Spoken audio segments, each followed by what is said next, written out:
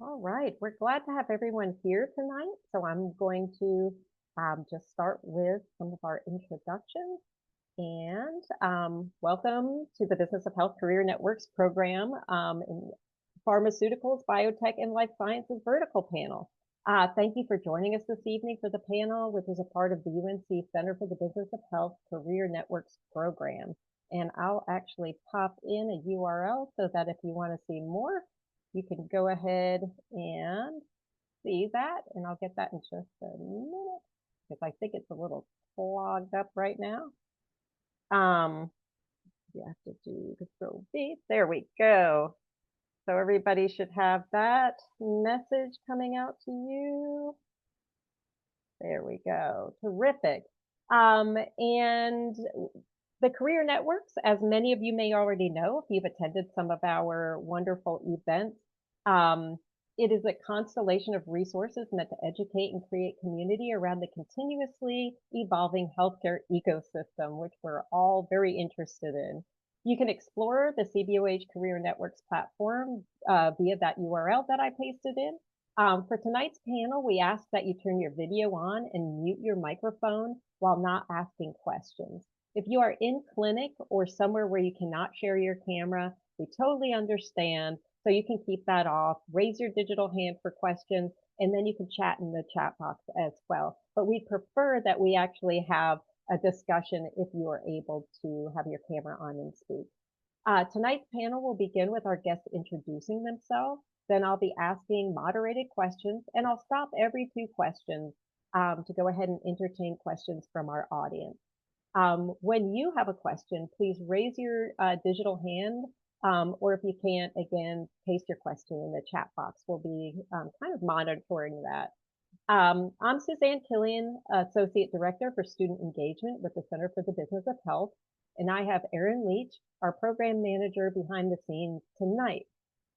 Tonight, we have with us 3 outstanding panelists from the pharma, biotech, and life sciences arena.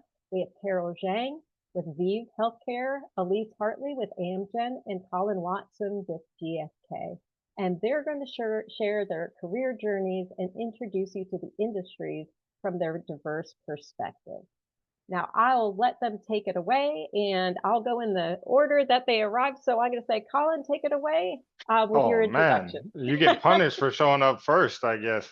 All right, guys. So hey, I'm excited to be here with you. My name's Collin. I work at GSK, as Suzanne said.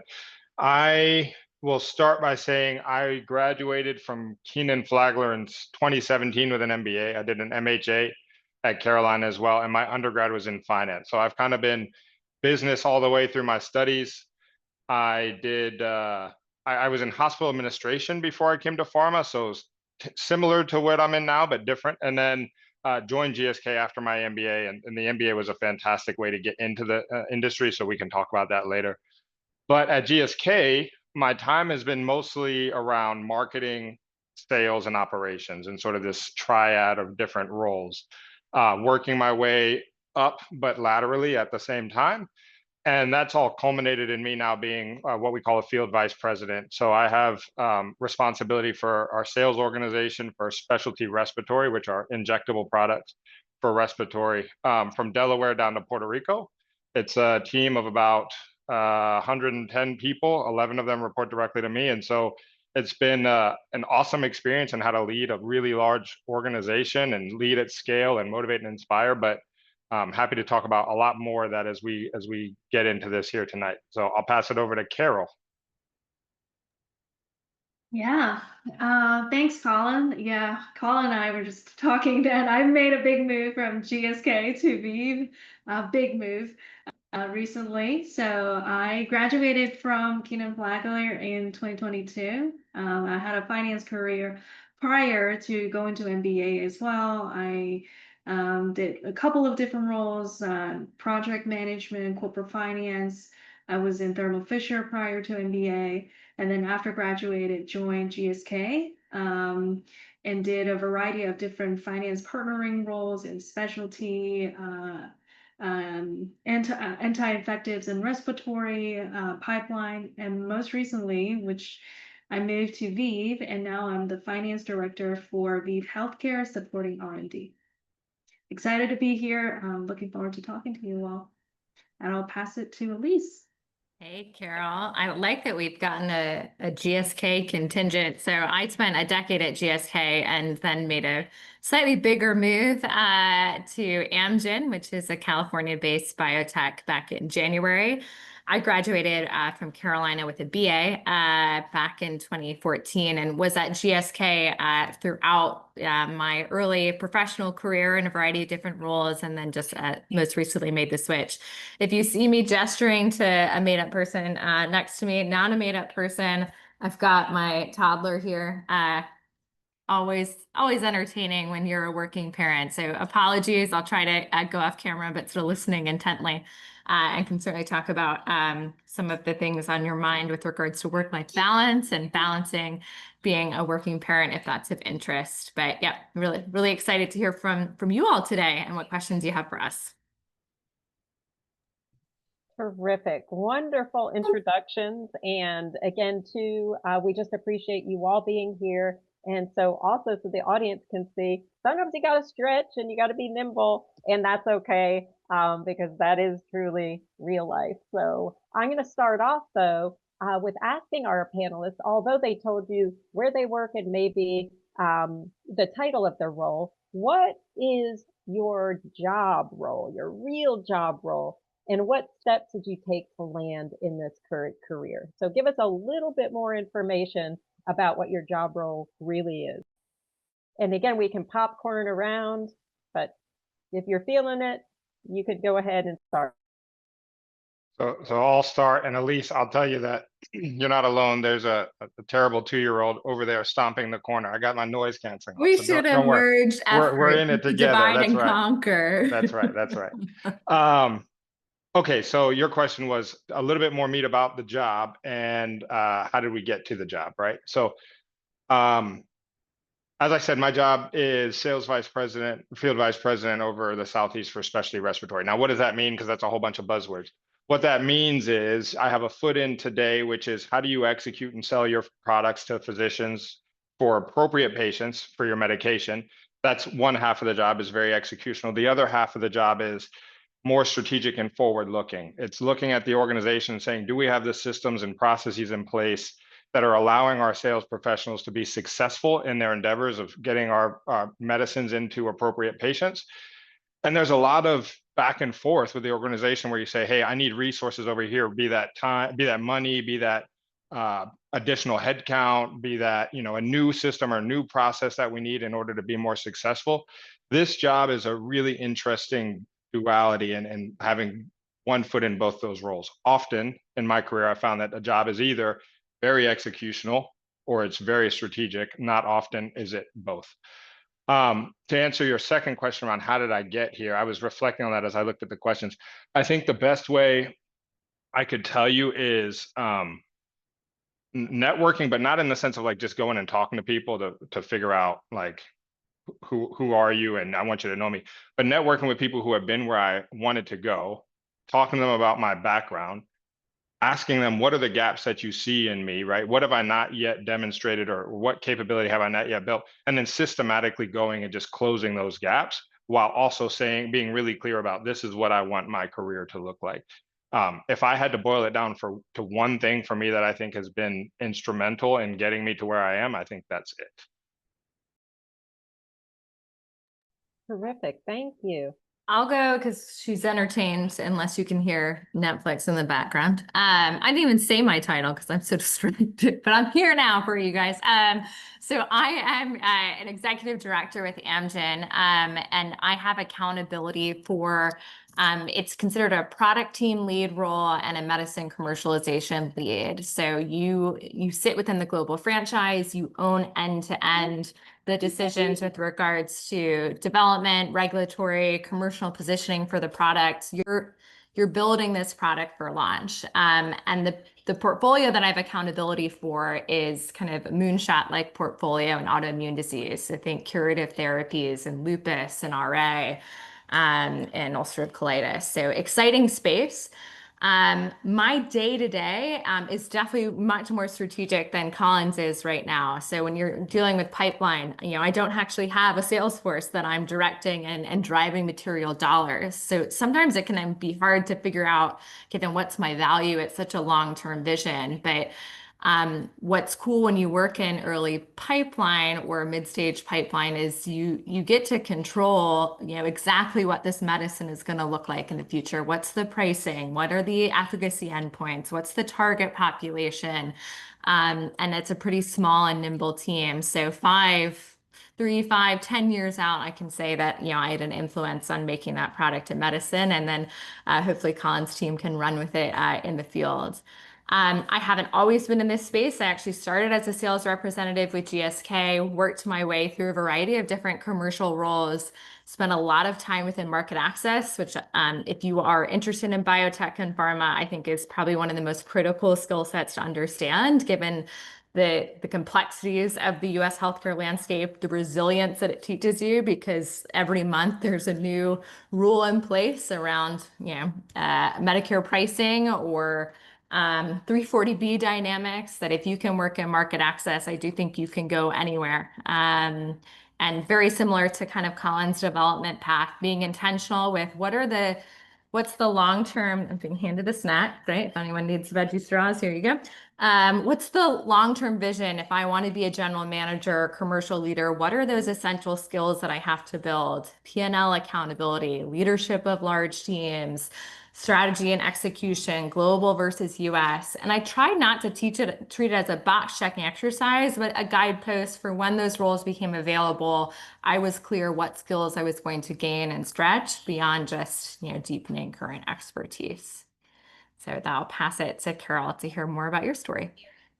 Yeah, absolutely. So what I'm doing even earlier than that nowadays, earlier than pipeline, in early like drug development and lead decorations and early phase 1, 2, 3 stage of clinical studies. So I'm now a finance director for Viiv R&D. So I work very closely to our scientists, our leadership team to help with investment optimization, pipeline management, think about like the ROIs of our different clinical studies and how we build our strategy together to focus on the priorities to drive the future of our assets for the company. So thinking about launching something maybe like 10, 15 years after a target is identified and validated.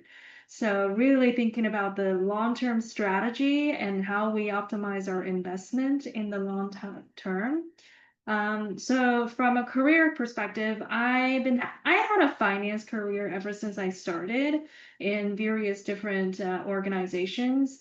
And it's similar, I think, to what Collin and Elise touched on. So it's a matter of building your breadth and depth of experience, right? So you want to have a lot of different skill sets as you progress in large organizations, including like early on, probably building your core expertise in whatever you're doing. For me, is like really understand corporate finance, different part of it, P&L management, balance sheet, investment organization, building complex models and have really solid data analytics skills. And then as you progress, it's becoming more like the soft skills that you're developing, how to partner with people, managing up, storytelling with data, collaborate with a big group of stakeholders, and then think about how to problem solve as well. And I would say that in doing that, you acquire these skill sets, but also you showcase your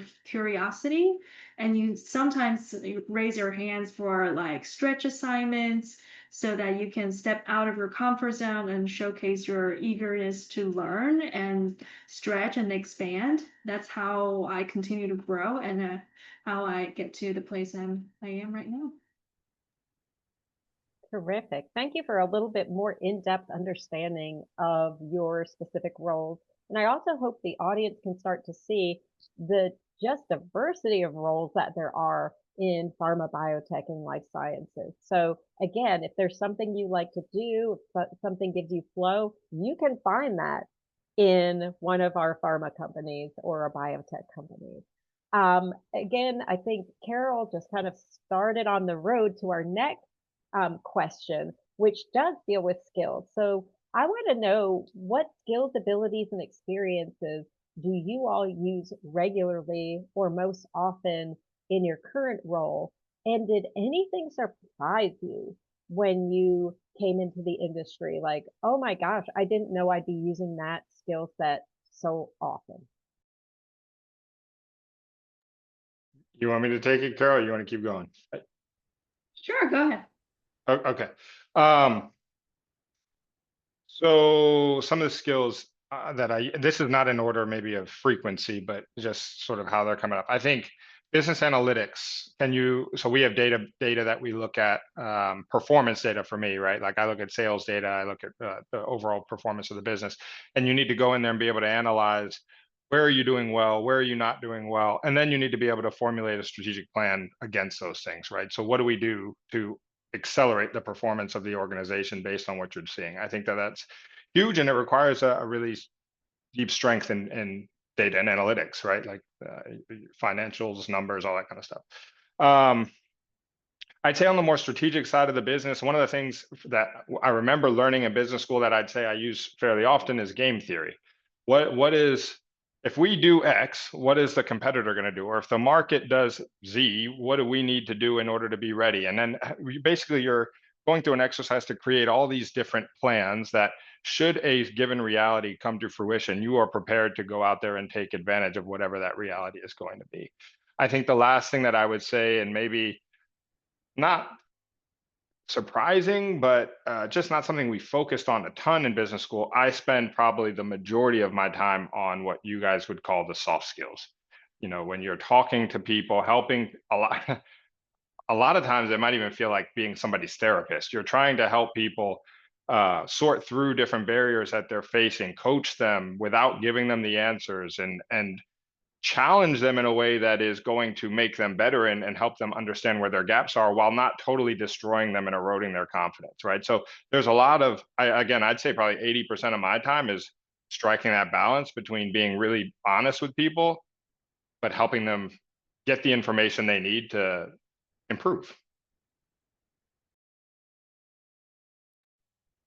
Yeah, I think that's all so critical. I will say two things, and I think first thing to me is the ability to learn. I know you learn a lot right now in school, but I think it's a very critical skills to continue to practice the way to learn new things, because this industry is changing and evolving so fast.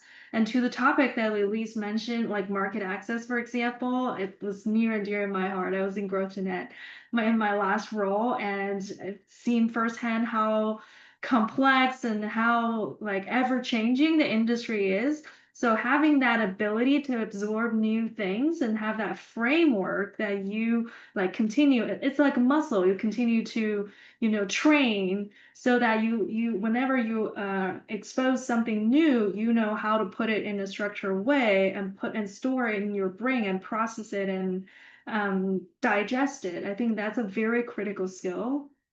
And the second one to me is the what was my train of thought? I had a second one.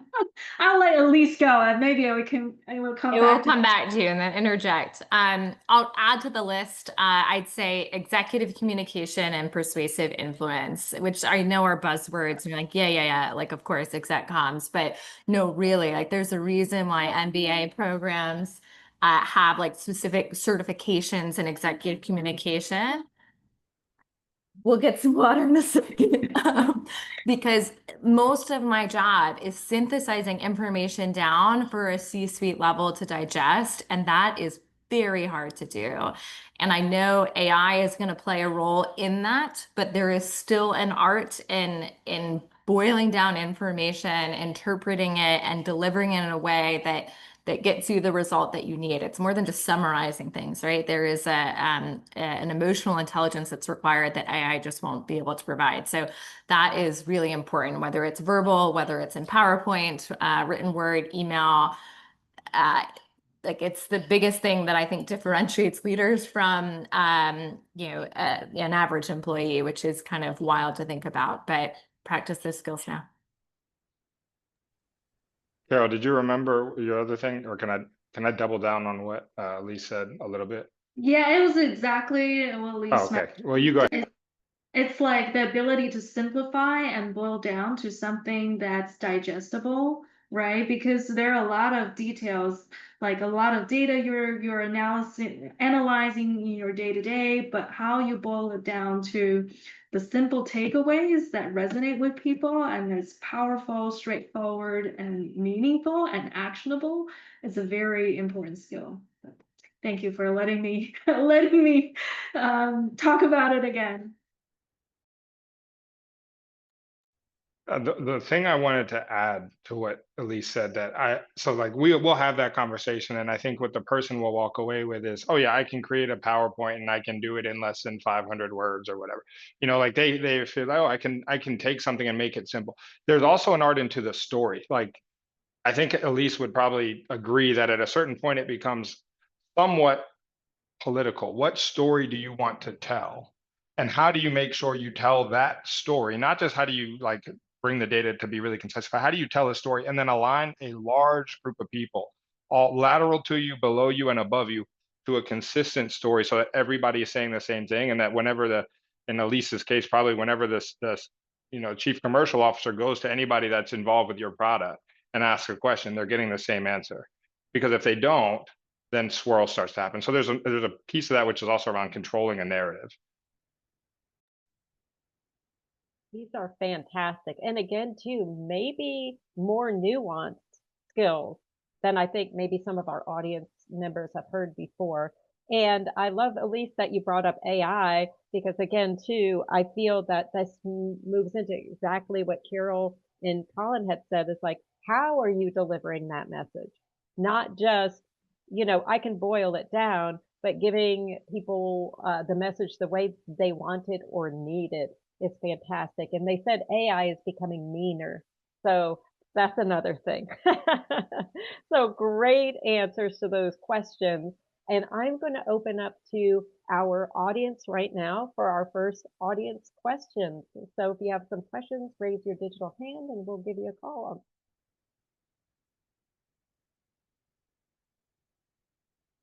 First one's always toughest. All right. And it's Gautami? It's go to me. Go to me. Well, go to me. Go ahead. Awesome. Well, I just want to say thank you so much for being here and taking the time to talk with us. I really appreciate it. My question is for honestly all of you. I really want to know kind of what kind of like if you did end up pivoting or like going into a new field. Many of you talked about, like jumping from different functions. What kind of like really important skills did you take from the previous roles that you utilized in your new roles? I know that you guys talked about skills that you currently used and learned a lot in your current roles, but like, I guess, what are some things that, really carried forward? And anyone can answer.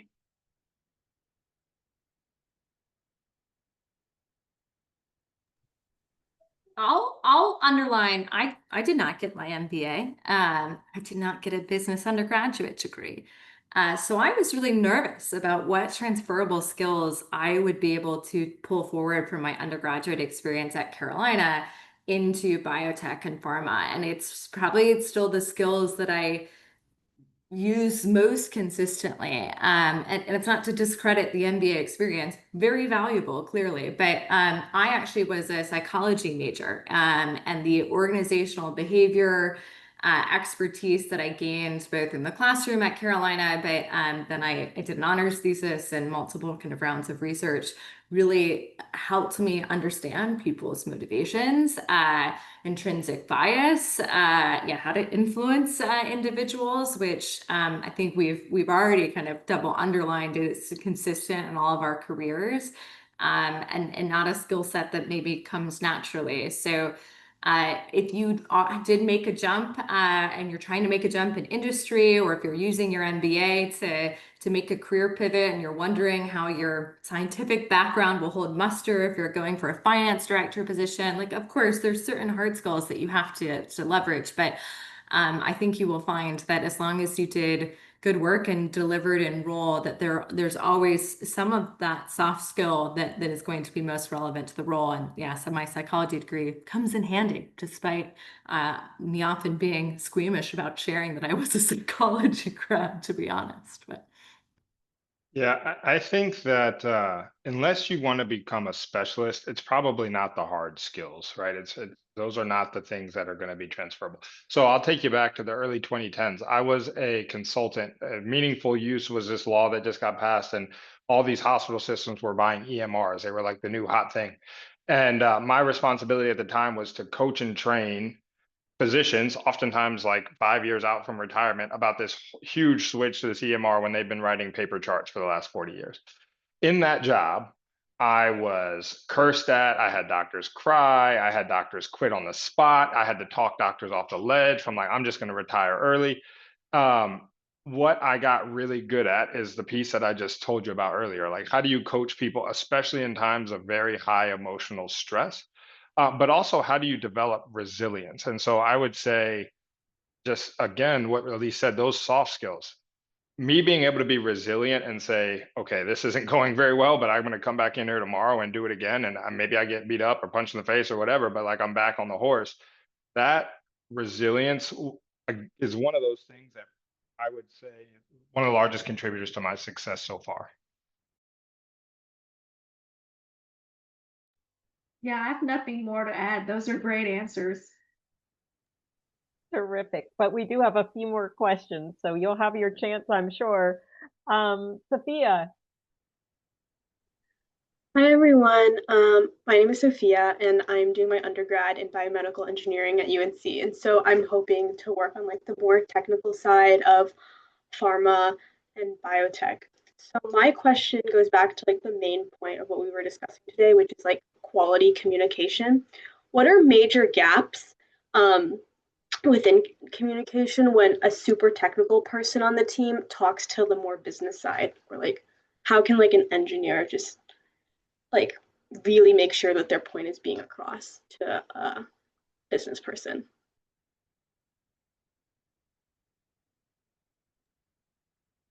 Well, I think it depends on the type of conversation you're having, right, with your stakeholders. Whether you're trying to educate, or you're trying to negotiate something, or you're trying to drive alignment.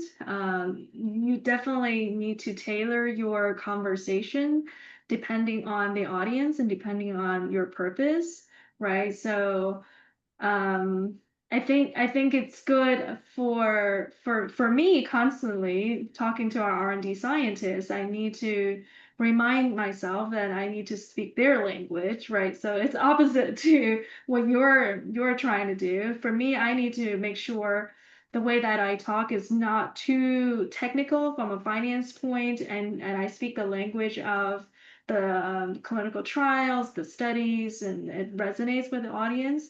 I think from your perspective as well, if you're trying to say advocate for certain trial study target for more investment, then you need to talk business, right? How this is going to be applied, how this helps with patient unmet need, how this was the use case, how this will be applied.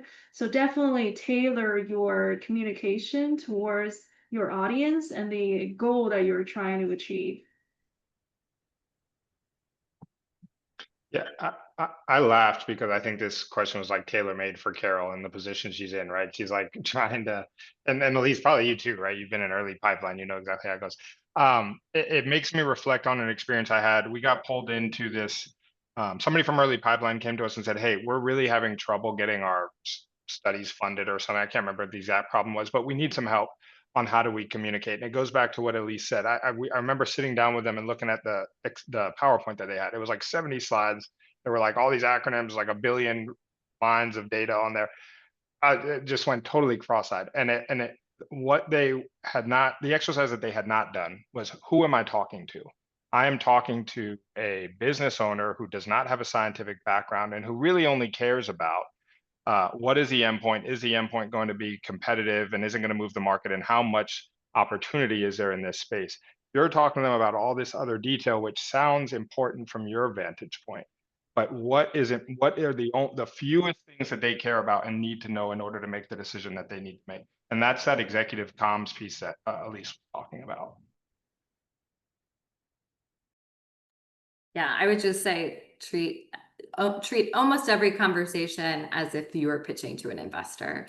I get obviously some of the examples that might not be as appropriate, but you know, even if it's a physician conversation, you're trying to persuade a physician to maybe be a principal investigator on your trial or buy your product. So it's the same type of principle.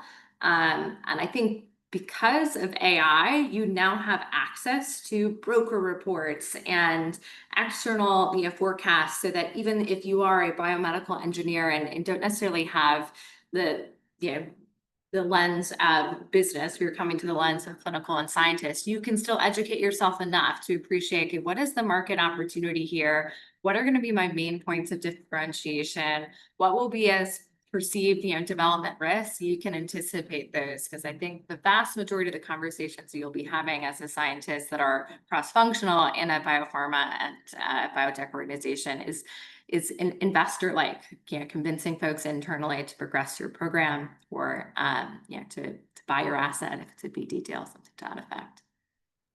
Thank you so much for all of you for answering my question. Okay, Nita. Yeah, hi everyone. Thank you all for giving your time. I love how the conversation, Elise mentioned, you said that you should learn how to pitch to an investor. So I would love to know, at a senior position like yours, when it must be crucial to not just look at top line and bottom line in a pharmaceutical company, and it's important to remind our team members or employees that we're working for patients in the end. At the end of the day, I know some pharmaceutical companies that try these innovative strategies to do that reminding job. I would love to know what happens at Amgen and GSK, any particularly innovative strategies to humanize the end customer. Yeah.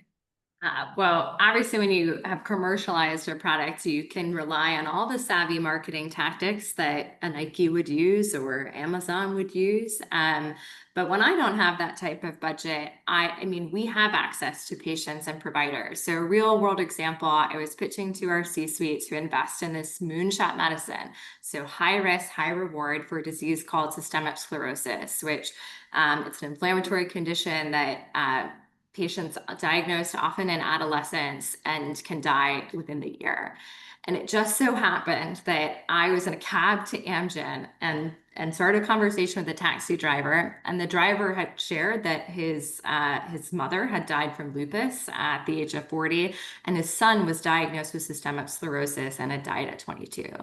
And I use that to open my investor pitch to remind folks that, yes, what we are doing is hard. And yes, there is a lot of risk. And yes, the dollars and cents don't always add up.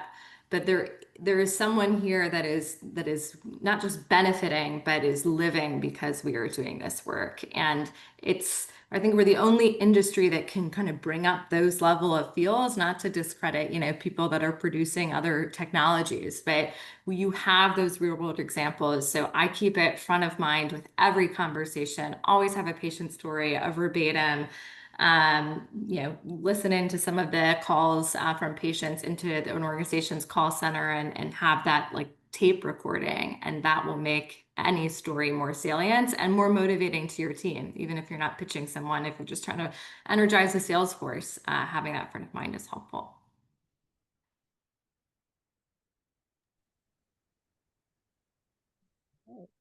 Great advice and answer there. Hisham.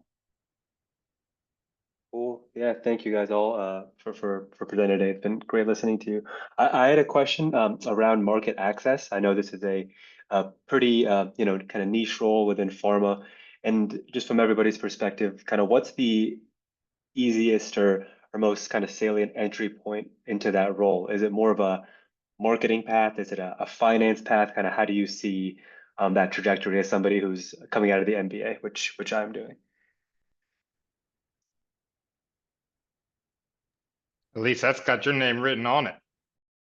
Either. I mean, Carol's an example of, gross to net is understanding market access to a minutia and still a very strategic role. So I came into it through a marketing path, but I didn't actually have traditional marketing. I just jumped straight from sales to payer marketing through the benefit of rotational program. But it kind of depends of what function within market access. Market access is quite broad. You have, yes, marketing experts that are building materials and value prop for payer customers or for GPOs or for physicians when it comes to reimbursement.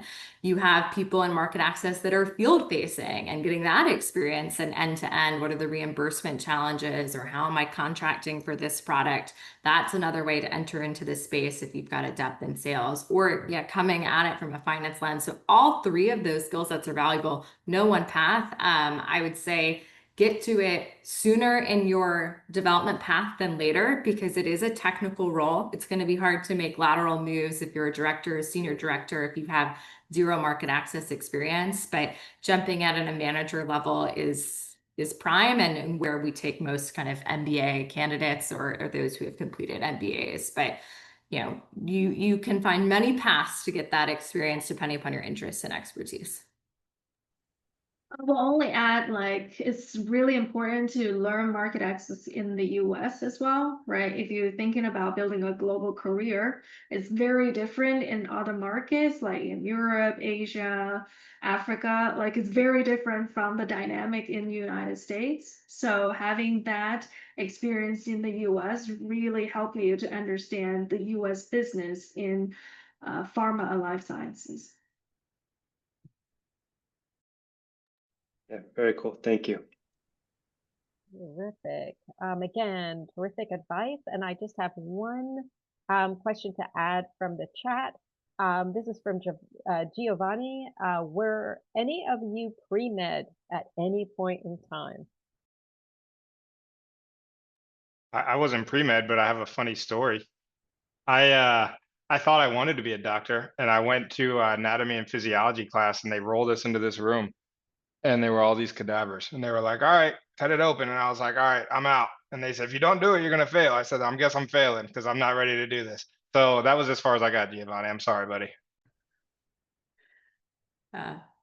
I'm surrounded by a lot of pre-med friends and felt a lot of pressure to do that track. I think, the fact that all of you are on this call and got an MBA from Carolina, you're high achieving, high performing individuals, probably like a good degree of certainty in your life. And pre-med feels very certain, right? You know the classes you need to take, the salaries you will earn if you do X, Y, and Z. But I think the business of healthcare provides that nice niche. So if you do faint at the sight of cadavers, which I do, and that eliminated my pre-med experience, then you can still be a part of this world.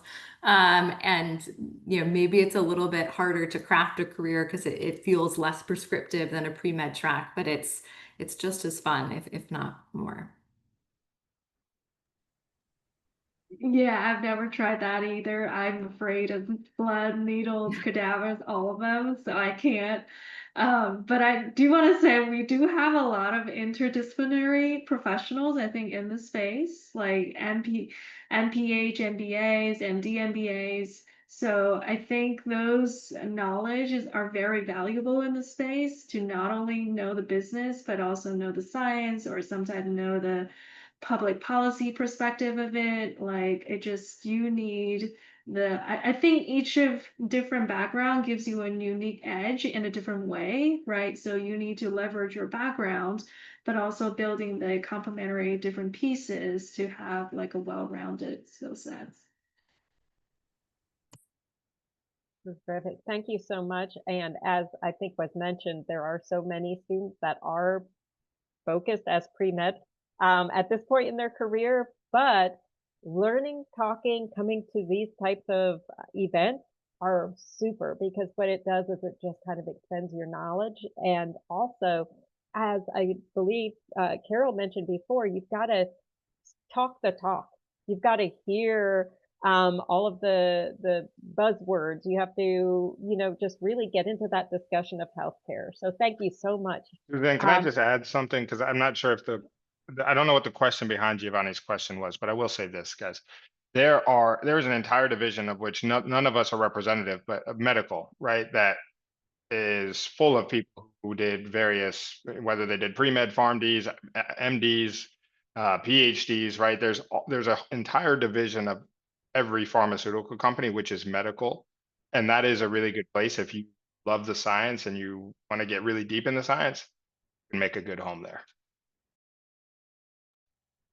Terrific. And that kind of comes to our next question, which relates to one of the questions that I usually ask anyway. So this is great. So Jennifer asked, building off the market access question, for those who are pivoting into this industry with no prior experience in healthcare, how do you recommend gaining familiarity with this space? For those who are currently in healthcare, how do you recommend getting a more in-depth understanding of industry trends and where the challenges are, et cetera? So that's a two-parter. If you're pivoting in with no experience, if you're deep in healthcare, how do you learn more about industry trends? So a very specific example, but I think is gold. There is a senior economist named Adam Fine who operates a blog called Drug Channels that is free and available to the public. And he's pretty much quoted anytime there is a policy change, there's a drug pricing argument. And I recommend his blog because it's funny. It is digestible and relatable. He's constantly using millennial or kind of Gen Z buzzwords to frame the debate, and it is accurate and constantly refreshed with the latest perspective. So if you're trying to understand the flow of the dollar or the impact of, you've heard something called most favored nation, pricing bill, or if you don't know what a GPO means, you can get a lot from that blog. And then it will link you out to a variety of different sources. So just small digestible bites. I'm sure there's a million other listeners you could be on, but that's the one I always recommend. Yeah, I think Fierce Pharma and Fierce Biotech are other classics that you can follow. I can tell you when it was me, there was a book I read. I can't remember what it's called, but it doesn't really matter because it's probably not the best way to do it now. I would do Chat GPT, right? Like whenever I have a question about something in pharma that I don't understand, even today, I just ask Chat GPT, and of course take it with a grain of salt, but it's helped me answer a lot of questions that otherwise would have taken a long time. Like most favored nation, Elise just brought up, you could easily go in and say, hey, what is most favored nation and how is it going to affect the pharmaceutical pricing model? And it'll come back and give you a relatively good answer as to what you need to know. So curiosity, I guess, is what I would say in short. Yeah, and leverage your classes while you're in school as well, right? So there are a lot of very helpful healthcare classes in UNC, in the business school at UNC. So if you can cross-register, definitely leverage the opportunity there. I enrolled in Marcus class when I was in Keenan Flagler, and it was a great course, give you an overview of pharma and life science industry.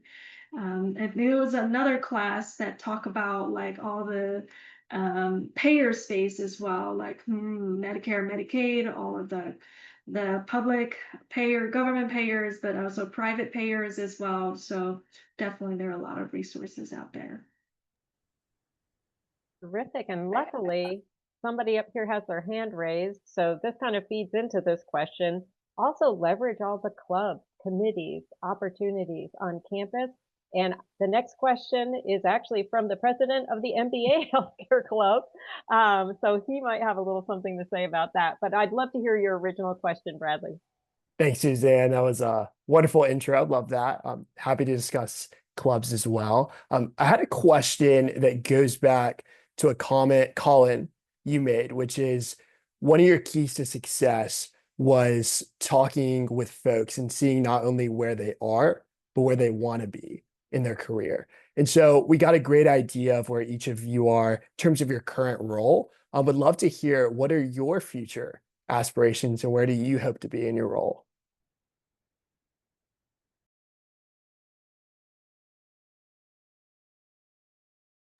Okay, I'll start us off.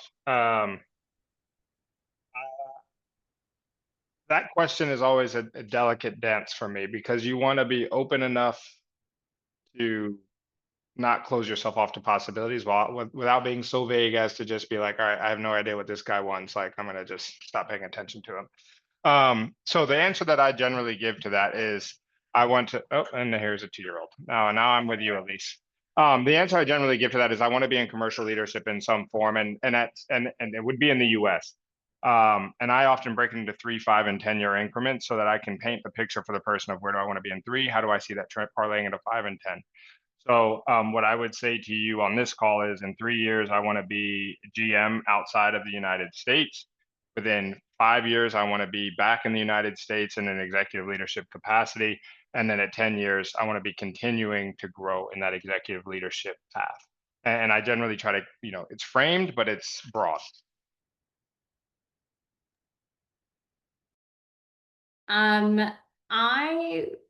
I think aspire to lead my own company one day. I have zero interest in doing that for a big pharma company. I think that probably ship has sailed in terms of the quality of life I also want. But the opportunity to still be in the driver's seat exists at smaller and mid-size. So I anticipate staying in healthcare. May not be pharma, maybe intersection of health and tech.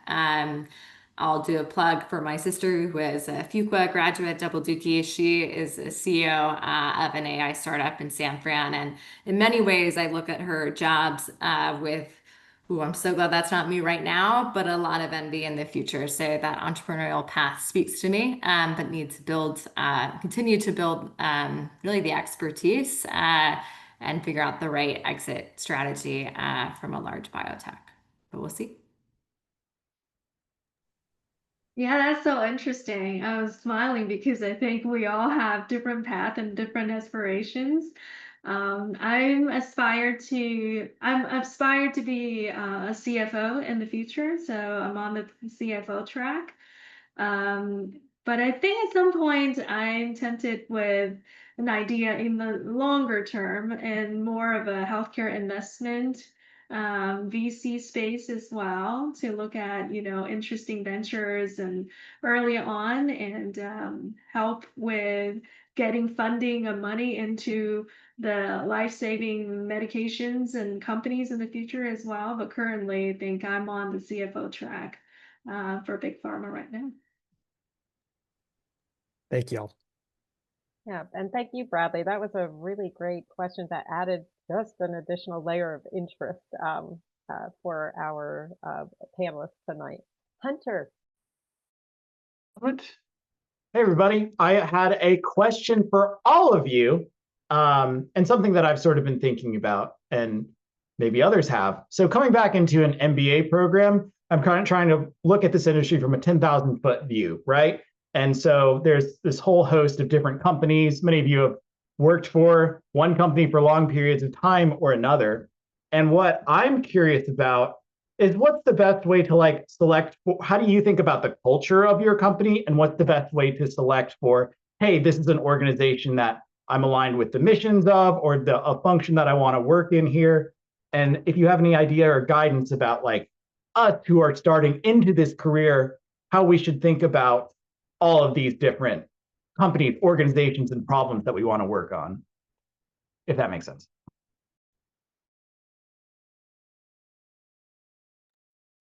It's great. Go ahead, Carol. You came up here first. Go ahead. I'm just gonna say, if you read what companies say, like in pharma life science, I find it honestly very similar to me. Like, we all say similar things around trying to do best for the patients and trying to bring medications sooner and faster to our patients.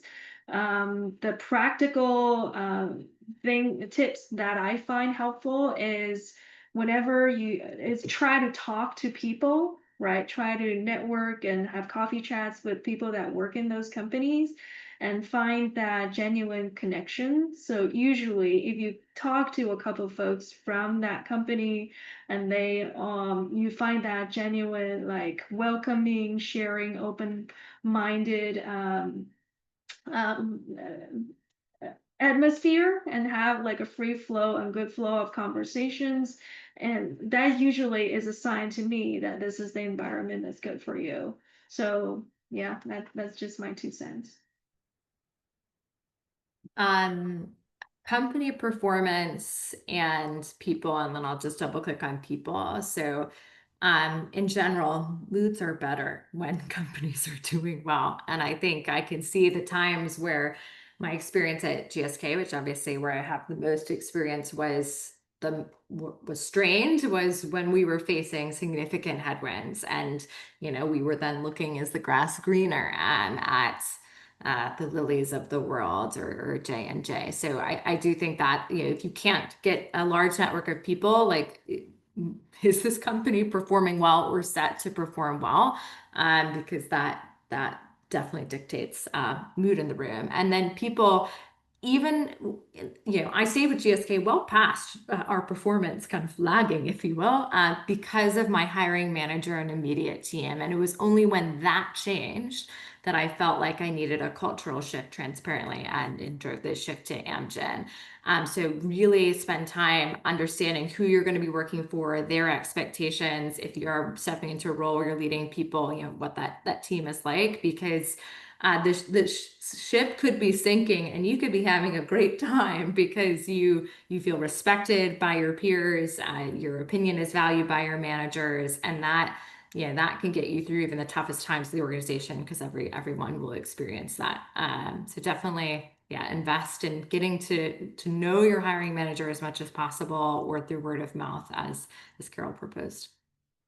Yeah, I'll firstly, I'm going to say, dude, you have a great radio voice. Well, you could do like a podcast or something. That would be awesome. So here's what I would say. I had a mentor that gave me 5 ways to determine whether a job was the right job to take. If you could get 3 of them, good job. 4 of them, great job. 5 of them, home run.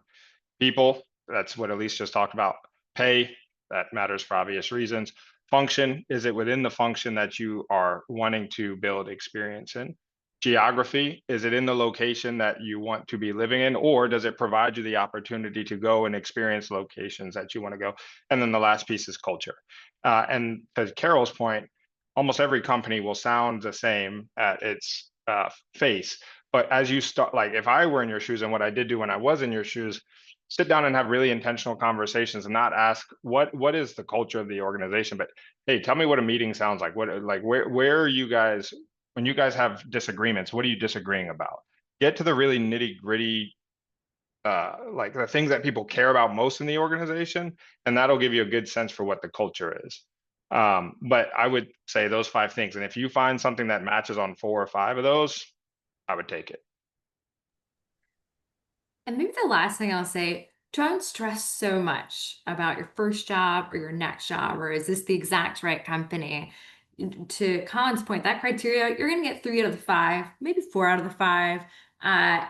Every job you will learn something in. The market changes so fast. You are all marketable. You'll be able to shift jobs if it's not the perfect fit. But I think a lot of people are paralyzed by this choice because they strive for perfection, and that doesn't really exist. And it would be pretty boring if you found that your first job in. So give yourself grace to accept the job with the big pharma company, even if all your peers are doing scrappy startups, because it gives you the pay and flexibility that you need and the resources that you need, and you really vibe with the team. Or conversely, accept the job at the scrappy startup, because that's what's giving you energy on the day, and you'll figure out rent later. So try not to put so much pressure on each job choice in your career. I mean, all of my jobs come with pros and cons, and I don't regret those choices, and it makes things interesting.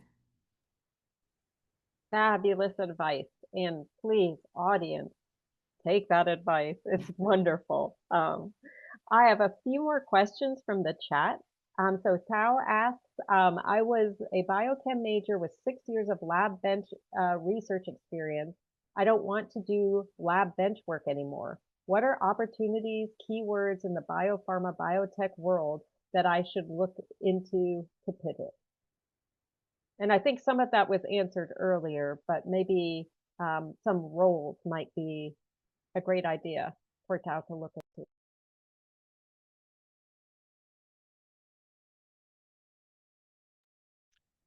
I think it's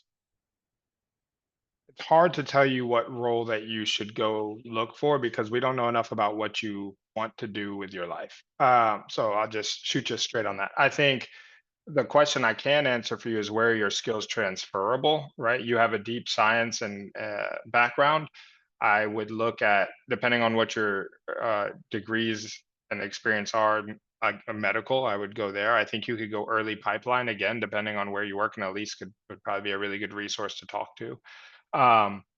You could also go into marketing. Again, it depends on what you want with for your life and like what you aspire to in your career. But having somebody who understands the science could be good. And again, depending on what you want to do, you could go into sales because you understand the science, you can digest it. If you can explain the science really, really clearly, you could go into sales. So my point is, I think your background is pretty transferable. And the question bounces back to you as to what do you want to do, and then what's the right role that's going to start you down that path. Perfect. And I'm going to keep moving on because we got a few more and we only have about 3 minutes. I've got from Arushi, given the rapid evolution of the pharma and biotech industries with gene therapy emerging as a promising yet complex frontier, how do you engage stakeholders in meaningful dialogue about this therapeutic area when so much remains uncertain? That's my life. I'm running gene therapy programs right now. Okay, meaningful dialogue. It still comes back to, being, yes, you have to be a salesperson of your own program and sell this moonshot, but be balanced. And remember, you're talking to investors, you're talking to business people that are trying to decide, should I put stake in a biosimilar that's a sure thing, or go for the moonshot in gene therapy. So the more you can show that you appreciate the risk of those types of therapies while wearing your marketing hat and providing all of the shiny potential, I think that goes a long way. People want to see that you are also having that enterprise mindset and kind of appreciating both sides of the spectrum in terms of risk and opportunity, especially as it relates to really promising therapeutics. Perfect. Thank you. And Jerry has a question for Carol. What is it like to work in the United States as an international student, and how was adjusting to the culture like? Just super curious since I'm an international student myself. Yeah, absolutely. I find the environment to be very welcoming. Of course, you need to adapt in terms of your communication style, and try to, for example, coming from an Asian culture, I think in Asian culture, you're supposed to be more like reserved and think twice before you speak. But coming to the US, I think you need to adapt a little bit more in being outspoken, being, engaging in team discussions and being straightforward in communication style. So it's about knowing the cultural dynamic, knowing the business environment you're operating in, and adapt your style accordingly. It takes practice, right? It takes practice to do small talks. It takes practice for our European colleagues to get used to the American style of small talks as well. But again, it's leveraging your strength and your background, and use that as your key, core competency and core things that you bring to the table and how you add value, but also trying to gauge the audience and trying to engage as much as you can. Wonderful. Thank you so much. And I know we're at 7, but the one last 60 seconds, you have to split that between you, the three of you. What trends do you see in the next 10 years for your industry? AI, but you can hopefully say something unrelated to AI or maybe lateral to it.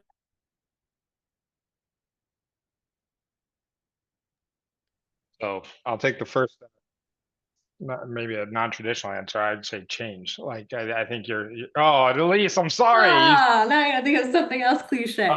Collins. Yeah.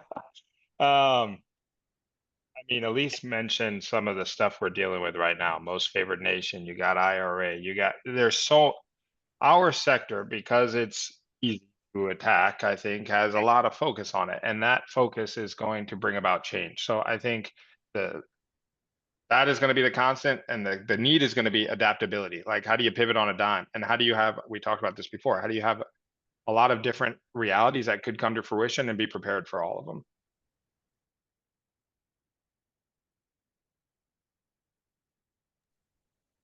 You want me to go, Elise? I don't want to steal anything from you anymore. I will say, I think Colin and Elise touch on it too. Like, we're in a very interesting time, especially in the US with all the drug pricing pressure. So it really challenges the industry to think more like how you develop the first in class or best in class in a lot of the space. I think, it's challenging to be in like the Me Too, Me 3, Me 4 space right now, especially in the United States. So it's really pushing the industry to think more innovatively about the next generation of medicines and how we bring more like either as personalized medicine or as more in these novel or orphan drug space, that we bring more treatment and cure that's really adding value and have that, really like health outcomes and risk benefit and profile that's really distinctive and differentiated to our patients and serving their needs. Next, and Elise, round us out. Yeah, and it's a really technical thing, but super important. Development in China. So there previously has been less activity, commercial and development-wise, in China, just due to slower regulatory approvals and pricing being a challenge. But conversely, in the US, recruitment is competitive for these drugs, and we don't have as many patients. You have an entire country with a population that is like virtually untapped from a development perspective, that is causing all big and small players who develop drugs early in China or to partner with Chinese companies to develop, and then consequently you're seeing a lot of BD out of China. So the more you can understand that ex-US landscape, and how that's going to fit into the larger kind of decision tree of where you invest, the better. And just pay attention to the immense growth in clinical research and in commercial infrastructure in China, because it is an untapped opportunity. Wonderful. And I am going to let everyone go. I'm sure everybody's raring to get to dinner, but I cannot tell you enough thank yous for Carol, Collin, and Elise. And thank you to the wonderful audience that showed up today and the extraordinarily insightful questions. You made my job super easy tonight. But again, thank you all, and we hope to see you at our next panel. Have a great night, everybody. Thank you all. Bye. Thank you.